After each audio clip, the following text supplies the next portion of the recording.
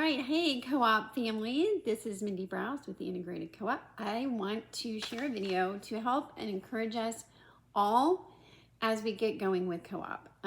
So we all are homeschoolers, we love homeschooling, we all do it differently. I've been doing this over 25 years, I love it. One of my favorite things about homeschooling is that my kids can be upside down while I read to them. They can be on the floor, whatever. But when we get together for co-op, it's a different experience, okay? And so we need to make sure we, as the parents, are communicating that to the students. Why? Because we have a lot of fun things to do. We have a lot of great activities, but we need the classrooms to move smoothly, and we need the students to understand we don't do things the same way we do at home and at co-op.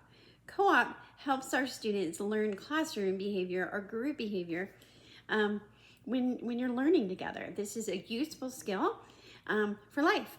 It doesn't mean we have to put them into a brick and mortar school to learn these skills, but they are life skills. And class will not move smoothly if all the children aren't participating in the way that we need them to for co-op. So it is not the teacher's responsibility to train the kids on how to behave in the classroom every week, okay? That's on us as parents.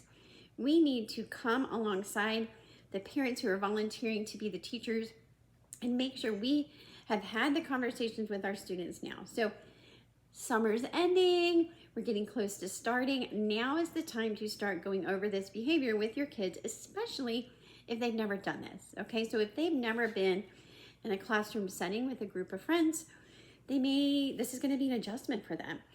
Also, we don't want to say, oh, on the way to co-op, oh, by the way, you need to stay in class, that's not going to be great. And we need to be refreshing them every week, okay? Remember in class, you listen to the teacher, blah, blah, blah. So we have some rules, some basic rules. Each teacher will have maybe some other general rules, but I just wanted to go over the basic rules so that you all know what we expect and so you can communicate that to your students, okay? So the students need to stay in the expected area. Is this backwards? I can't tell. I hope it's not. Anyway, so they need to stay in the expected area. We will be moving around when able to give a change of perspective and change of pace and just kind of help refresh the student as necessary. But they need to stay where the teacher has communicated. So that means they don't just get up and start walking around the room just because for the heck of it, okay? Even my daughter, Jubilee, with Down syndrome, she will have expectations. She will have a buddy who's helping her work towards doing these expectations. Conversations with your students about how some children are created differently and have to learn this skill over time more. But in general, we need the students to stay in whichever expected area. And then they need to speak at appropriate times, right? We don't need all the students talking over the teacher. That is not productive, doesn't help things go along. The teacher will communicate clearly, okay, it's time to listen, or they will ask questions and people can answer, things like that. We keep our hands and feet and our whole body to ourselves. We don't poke and push and just keep our bodies to ourselves, okay? That's an important one. And then they need to mind the teacher, okay? That just means respectfully do what she's asked. We're not going to be bucking the teacher. This is not the time for that. I don't know how many times there are, but you know what I mean, okay? So make sure your student knows they're expected to mind the teacher. And we're going to all be kind and respectful. We're going to use kind and respectful words. We're not going to talk negatively about somebody. We're not going to use any derogatory terms. Kids are kids and things are going to happen, but these are expectations, right? So we're not going to say ugly things, and we're not going to speak. We're going to be kind and respectful. Have a positive attitude about learning and come ready to with a positive attitude, and then participate as they are able. Every student is a little bit different. We do believe they are all fearfully and wonderfully made, and you will have a form to fill out for the teachers if your child is struggling with something. For example, if your child has dyslexia and you do not want them to be called on to read something in front of the class, we want to know that. Not because we want to know all your secrets or anything, but because we want to support the student and we want to make sure they feel comfortable and safe in class. And so you will get that form.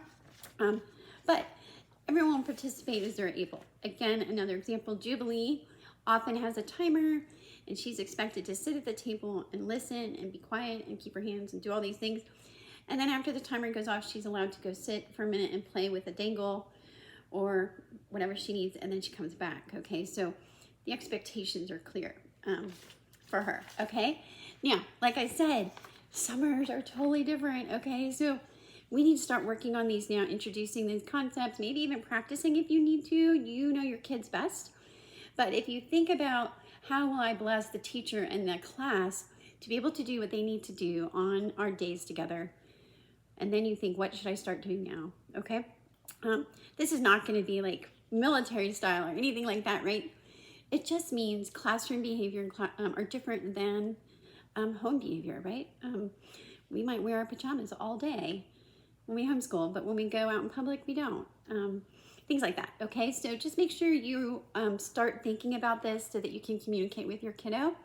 But it's not fair to tell the students what their rules are if I don't also remind us what our behavior expectations are as the parents, okay? Now, at our co-op, you do not have to be in class every week. Unless, remember, when we met, for you to join, I communicated that we do need to have 2 adults in the class at all times. This is for safety protocol for the students and the teachers. So there may be a day where we have to ask you to stay in a class to make sure we have that. But in general, you will know who's kind of being there and who's not. Unless it's, for dialectic and rhetoric, they're drop off. It's one of the perks. But anyway, so make sure if you are in class, you're participating. We're not on our phones unless we're looking up something for history. Like if the teacher says, hey, can you look up some images of the London Bridge for us while I get this ready? Do it, okay? I've encouraged our teachers to bring iPads or laptops because at home, when we want to look up an image for, let's say, the London Bridge, we Google it and we show our students those images. So we're going to do that at co-op, only natural. If you are in class, sit with the students. Don't sit in the back like you're some kind of observer.